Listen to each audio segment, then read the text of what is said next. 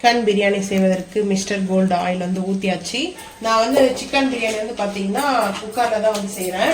இது வந்து பார்த்தீங்கன்னா தம்மில் கூட செஞ்சு பார்க்கலாம். தம் பிரியாணி செய்கிறோம்ல அதில் கூட செய்யலாம். நான் ஆயில் வந்து எடுத்திருக்கேன். இப்போ வந்து பார்த்தீங்கன்னா ஆயில் வந்து எடுத்துருக்கும் போது ஃபஸ்ட்டு வந்து நம்ம ஆனியன், ஏன்னா ஓன் கரம் மசாலா ஆட் பண்ணலாம், ஆனால் இப்போ பண்ணக்கூடாது. இது வந்து ஆனியன் வந்து சேர்த்துக்கலாம்.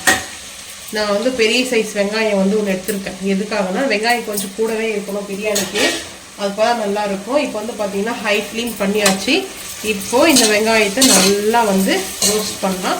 அது கூட பார்த்தீங்கன்னா நம்மளுக்கு வந்து சின்னமனுடைய லீஃப் இது, அதுக்கப்புறம் வந்து பார்த்தீங்கன்னா ரம்பாவுடைய லீஃப், இது ரெண்டுத்துமே இப்போ வந்து இதில் வந்து சேர்க்க போகிறோம். சேர்த்துட்டோம்னா இது வந்து அந்த ஆயிலோடைய அந்த ஃப்ளவர் வந்து பார்த்தீங்கன்னா அவ்வளோ பியூட்டிஃபுல்லாக இருக்கும், சூப்பராக இருக்கும் வந்து பார்த்தீங்கன்னா.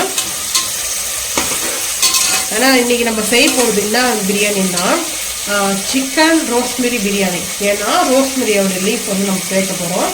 ஸோ அதனால் வந்து சிக்கன் ரோஸ்மெரி வந்து பார்த்திங்கன்னா இது ஃபாரின்லாம் வந்து பார்த்திங்கன்னா இந்த மாதிரி ரோஸ்மெரி வந்து நான்வெஜ்ஜில் வந்து சேர்ப்பாங்க. சிக்கனில், மட்டனில், அதுக்கப்புறம் வந்து ஃபிஷ்ஷில், அதுக்கப்புறம் ப்ரான், இதெல்லாம் எல்லாத்துலையும் பார்த்திங்கன்னா சேர்ப்பாங்க. சேர்த்துட்டு இந்த கிரேவி மாதிரி சேர்க்குறதெல்லாம் சேர்ப்பாங்க. அதுக்கப்புறம் வந்து பார்த்திங்கன்னா நார்மலில் வந்து பார்த்திங்கன்னா கொஞ்சம் ரோஸ்ட் ஆகிற மாதிரி இருக்கும்.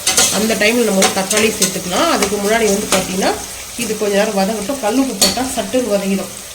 மெயினே வந்து பார்த்திங்கன்னா கல்லுப்பு ஆட் பண்ணோம்னா, கல்லுப்பில் நம்ம இனி உப்பு எது நம்ம ஆட் பண்ணுறோமோ அப்போ வந்து இது பார்த்திங்கன்னா உப்பு வந்து சேர்த்துக்கிறேன். உப்பு வந்து பிரியாணிக்கு ஒரு கல் தூக்கலாக தான் இருக்கணும். ஏன்னா அப்போ தான் அந்த ரைஸ்லாம் போகிறதுனால பர்ஃபெக்டாக இருக்கும். பிரியாணி வந்து பார்த்திங்கன்னா உப்பு மெயினாக இருந்தால் தான் அந்த டேஸ்ட் வந்து நல்லா கொடுக்கும். அதுக்காக உப்பு நிறைய போட்டு உப்பு கரைக்கிற மாதிரி செய்ய சொல்லலை. ஒரு கல் நம்ம நார்மலாக போடுறோம் இல்லையா, அதோட ஒரு கல் தூக்கலாக இருக்கணும். அப்போ தான் வந்து பார்த்திங்கன்னா பிரியாணி வந்து நல்லா ஒரு அந்த டேஸ்ட்டு சூப்பராக இருக்கும். ரோஸ்மெரி வந்து பார்த்திங்கன்னா இந்த மாதிரி தான் இருக்கும். இது வந்து ட்ரை ரோஸ்மெரி. இது வந்து பார்த்திங்கன்னா அப்படியே நீங்கள் வந்து ரோஸ்மெரி வந்து அந்த செடி வச்சுட்டு இருந்தீங்கன்னா அதை கூட நீங்கள் யூஸ் பண்ணிக்கலாம், அந்த லீஃப் எடுத்து. இது வந்து ட்ரை வந்து பார்த்திங்கன்னா இது வந்து ஆட் பண்ணிக்கலாம். நல்லாயிருக்கும் ரோஸ்மெரி பிரியாணி. ரோஸ்மெரி ஆயில் போடுறோம், ரோஸ்மெரி வாட்டர் வந்து ஆட் பண்ணுறோம். ஸோ அது வந்து பார்த்திங்கன்னா இந்த பாருங்கள் ட்ரை வந்து நம்ம வந்து ரோஸ்மெரி ஆயிலெலாம் வந்து சேல்ஸ் பண்ணிட்டுருக்கோம். வேணுன்றவங்க நம்ம வாட்ஸ்அப்பில் வந்து கமெண்ட் பண்ணுங்கள். இந்த பாருங்கள் இதுதான் ரோஸ்மெரி வந்துட்டு. இது நம்ம வந்து வாட்டருக்கு ஆயிலும் யூஸ் பண்ணிகிட்ருக்கோம். இந்த மாதிரி நான் வந்து ட்ரையாக தான் வந்து வாங்குறது தான் யூஸ் பண்ணிட்டுருக்கேன். செடி வாங்கி வச்சு போயிடுச்சு. அது வந்து பார்த்திங்கன்னா வரல. நம்ம இந்த கிளைமேட் வந்து அது வராது. அது வந்து பார்த்திங்கன்னா ரொம்ப வந்து கிளைமேட் வந்து ஒரு மாதிரி வெதர் கண்டிஷனாகவே இருக்கணும், அப்போ தான் அது வரும். வந்து பார்த்திங்கன்னா நம்மளுக்கு வந்து ஜாதி பத்திரி எடுத்திருக்கேன், 4 லவங்கம், 2 வந்து ஏலக்காய், சின்னமன் வந்து பார்த்திங்கன்னா 1 தான் எடுத்திருக்கேன். அதே மராட்டி மொக்கு, கல்பாசி, அதுக்கப்புறம் அன்னாச்சிப்பூ. இது அப்படியே ஓன் கரம் மசாலா சேர்த்துடலாம். இன்றைக்கி வந்து கொஞ்சம் நல்லா ஸ்பைசஸ் நல்லா வந்து பார்த்திங்கன்னா இருக்கும். ஸோ வந்து பார்த்திங்கன்னா அதுக்கப்புறம் கசகசா ஒரு 1/4 டீஸ்பூன் வந்து சேர்த்துருவோம். இதெல்லாம் பிரியாணி சேர்த்து தான் ஆகணும். இது நல்லா இது ஒரு வதக்கு கொடுத்துடலாம். நான் இதெல்லாம் எடுக்கிறதுக்குள்ளே பார்த்தா ஹை ஃப்ளேம்லேருந்து. இப்போ வந்து பார்த்திங்கன்னா தக்காளி ஆட் பண்ணிக்கலாம். தக்காளி ஆட் பண்ணியாச்சு. இது வந்து பார்த்திங்கன்னா பச்சை மிளகாயும் தக்காளியும் சேர்த்து நல்லா வதக்கலாம். இந்த வதக்கும் போதே பார்த்திங்கன்னா இஞ்சி பூண்டு பேஸ்ட் வந்து போட்டுடலாம். இஞ்சி பூண்டு பேஸ்ட் வந்து தக்காளி கொஞ்சம் ஜூஸாக இருக்கும் போதே அதை கரெக்டாக வந்து அடி பிடிக்காமல் நம்மளுக்கு வரும். இப்போ வந்து பார்த்திங்கன்னா 1 ஸ்பூன் இஞ்சி பூண்டு பேஸ்ட். எதுக்காக நான் வந்து தக்காளி போட்டு கொஞ்ச நேரம் வச்சு வந்து பார்த்தீங்கன்னா தக்காளி கொஞ்சம் ஜூஸ் ஆனதுக்குமே இப்போ பாருங்கள் எவ்வளோ வாட்டர் இருக்குது பார்த்தீங்கன்னா, ஆயில் எல்லாம் சேர்த்து. இந்த டைமில் தான் நம்ம வந்து இஞ்சி பூண்டு போடுவோம். அப்போ தான் அடி பிடிக்காது நம்மளுக்கு. கொஞ்சம் ட்ரையாக இருக்கும்போது போட்டிங்கன்னா டக்குன்னு வந்து அடி பிடிக்கும். பாருங்கள் ஹை ஃப்ளேம் தான் இருக்குது. இங்கே பாருங்கள் அடுப்பு வந்து பார்த்திங்கன்னா ஹை ஃப்ளேம் தான் இருக்குது. நம்ம இந்த டைமில் நம்ம இந்த மாதிரி போட்டதுனால அடி பிடிக்காது. இப்போ நல்லா வந்து இந்த மேட்ச் பண்ணி விடணும். இந்த பிரியாணி வந்து பார்த்திங்கன்னா செம்ம டேஸ்ட் அல்டிமேட்டாக இருக்கும். மட்டனில் கூட செய்யலாம், அது உங்களோட இருக்கும். நான் சிக்கனில் தான், ஏன்னா பிரியாணி வந்து நான் மட்டும் தான் சாப்பிடுவேன். ஸோ எனக்கு மட்டும்தான். அதுக்கப்புறம் ஊருக்கு எடுத்துகிட்டு போயிடும். மழை விட்டுருக்குது இப்போ தான், அதனால் ஊருக்கு கிளம்பலாம் அப்படின்னு நினச்சிட்ருக்கேன். பார்ப்போம், மழை வந்துச்சுன்னா அதுவும் இல்லை. நைட்டுக்கும் இந்த பிரியாணி தான் சாப்பிட்ணும். ஏன்னா நானும் காலையிலேருந்து பிரேக்ஃபாஸ்ட் வரை சாப்பிடணும். லஞ்சு அதோடு பார்த்தீங்கன்னா டின்னர் அது மட்டும்தான். பிரேக்ஃபாஸ்ட் சாப்பிட்டோம்னா டின்னர் கட் ஆகிடும். ஸோ பிரேக்ஃபாஸ்ட் சாப்பிடல, அதனால வந்து பார்த்திங்கன்னா லஞ்சுக்கு வந்துட்டு செஞ்சுட்ருக்கோம். இப்போ வந்து கர்டு வந்து கட் பண்ணி வச்சுருக்கேன். பாக்கெட்டு 10 ரூபா பாக்கெட் தான். கர்டு வந்து பார்த்திங்கன்னா ரொம்ப கொடுக்காது, அதே மாதிரி பார்த்திங்கன்னா கம்மியாக வரக்கூடாது, சும்மா லைட்டாக. அது வந்து பார்த்திங்கன்னா கர்டு அதிகமாக இருந்தாலையும் சிக்கன் வந்து இதுவாகிடும். இந்த மாதிரி ஹெவியாக இருக்கக்கூடாது, இந்த மாதிரி இருக்கணும் கர்டு வந்து. இப்போ இந்த மாதிரி கர்டு போட்டதுக்கப்புறம் பாருங்கள், நம்ம ஊற்றின அந்த ஆயில் மட்டுமே, இதுக்கப்புறம் கீ சேர்ப்போம், ஃபைனலாக சேர்ப்போம் நெய் வந்துட்டு. இப்போ வந்து பாருங்கள் எவ்வளோ வந்து அந்த ஆயில், நான் போட்ட ஆயிலெலாம் வந்து மிதந்து வந்து பார்த்தீங்களா, இதெல்லாம் நம்ம ஊற்றின ஆயில் மட்டும். இப்போ பாருங்கள் நல்லா இந்த டைமில் வந்து பச்சை மிளகாய் வந்து பார்த்தீங்கன்னா இந்த டிப்ஸ் சொல்கிறேன், ஃபாலோ பண்ணுங்கள். நிறைய பச்சை மிளகாய் வந்து சேர்க்கும் போது பார்த்தீங்கன்னா காரத்துக்கு ஒன்று வந்து பார்த்தீங்கன்னா இந்த மாதிரி 2 கட் பண்ணி போடுங்க. இன்னொன்று வந்து பார்த்தீங்கன்னா ஒரு மிளகாய் எடுத்து 2 கட் பண்ணி போட்டுருக்கேன். அதுக்கப்புறம் வந்து பார்த்தீங்கன்னா அந்த கீத்தா போடுவோம்ல, கீரி போடுறதும் சொல்லுவாங்க, அது எப்படின்னு உங்களுக்கு தெரியும். நான் வந்து சொல்கிறேன், என்னோட இதில் கட் பண்ணி போட்டிருக்கேன். இந்த மாதிரி பார்த்தீங்கன்னா இந்த மாதிரி 2 பச்சை மிளகாய் சென்டரில் கட் பண்ணி அப்படியே போட்டேன். இன்னும் 2 பச்சை மிளகாய் 2 கட் பண்ணி போட்டிருக்கேன்.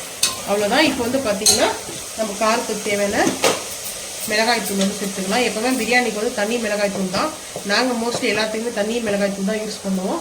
இப்போ வந்து சிக்கனு, அதனால் வந்து பார்த்திங்கன்னா ஒரு 3/4 ஸ்பூன் காஷ்மீரி மிளகாய் தூள் பவுடர்.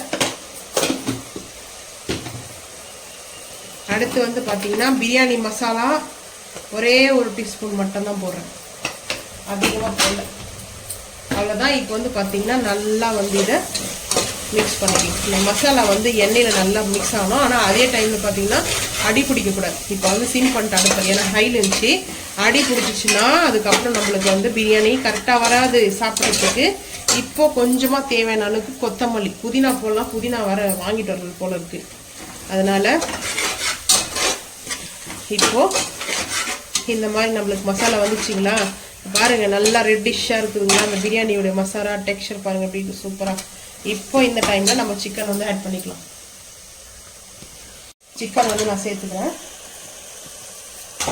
சிக்கனை சேர்த்துட்டு இது நல்லா வந்து பார்த்திங்கன்னா நான் இன்னொரு விஷயம் வந்து பண்ணுவேன். ஏன்னா இப்போ பார்த்திங்கன்னா ஒவ்வொரு பிரியாணிக்கும் ஒவ்வொரு டைப் ஆஃப் வந்து செய்வேன். நான் எல்லா பிரியாணியுமே ஒரே மாதிரிலாம் செய்ய மாட்டேன்.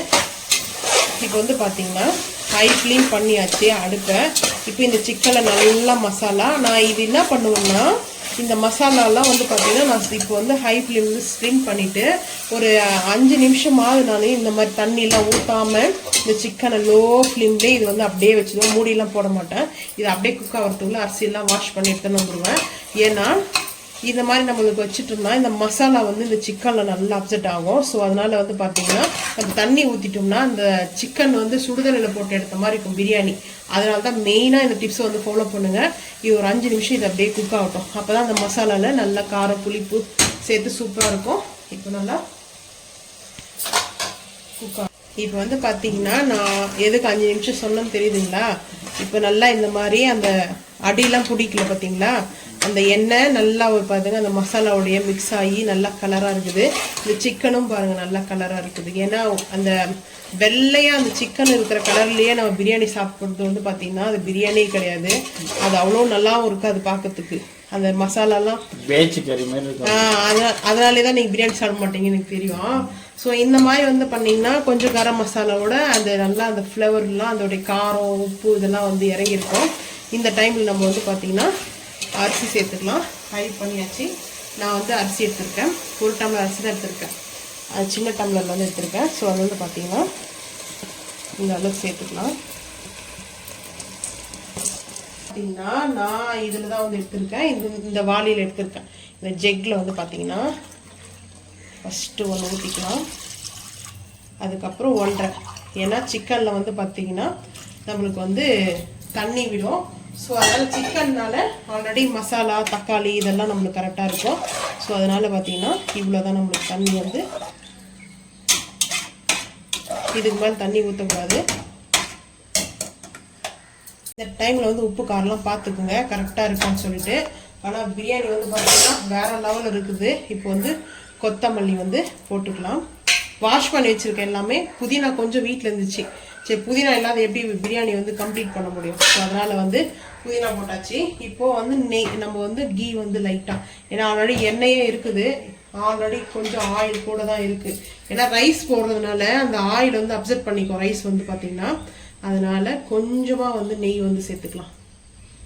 இந்த ஒரு குழிக்கரண்டி நெய் எடுத்துருக்கேன், அவ்வளோதான். நெய் வேணுன்றவங்கள கம்பல்சரி பிரியாணி நெய் சேர்த்தோம்னா ஃபைனலில் அந்த பிரியாணியோடைய ரைஸ் வந்து பார்த்தீங்கன்னா ரொம்ப சாஃப்டாக இருக்கும். அதே மாதிரி வந்து பார்த்தீங்கன்னா அந்த ரைஸ் வந்து அவ்வளோ சீக்கிரத்தில் வந்து இது பண்ணாது, ட்ரை ஆகாத பார்த்துக்கும். ஏன்னா ரைஸ் வந்து ரொம்ப ஆகக்கூடாது. அதாவது பார்த்தீங்கன்னா ஒரு 75 குக் ஆகிற மாதிரி இருக்கக்கூடாது. இப்போ வந்து காரம் உப்பெல்லாம் பார்த்தாச்சு, இப்போ மிக்ஸ் பண்ணியாச்சு. இப்போ நம்ம வந்து மூடி போட்டு ஒரு விசில் இல்லை வந்து 2 விசில், ஃபைனலாக 2 விசில் மட்டும் தான். 2 விசில் வரத்துக்கு முன்னாடி ஆஃப் பண்ணிடணும், அப்போ தான் பிரியாணி நல்லா சூப்பராக இருக்கும். இப்போ வந்து பார்த்தீங்கன்னா பிரியாணி செஞ்சாச்சு, நம்ம வந்து மூடி போட்டுடலாம். Rosemary chicken biryani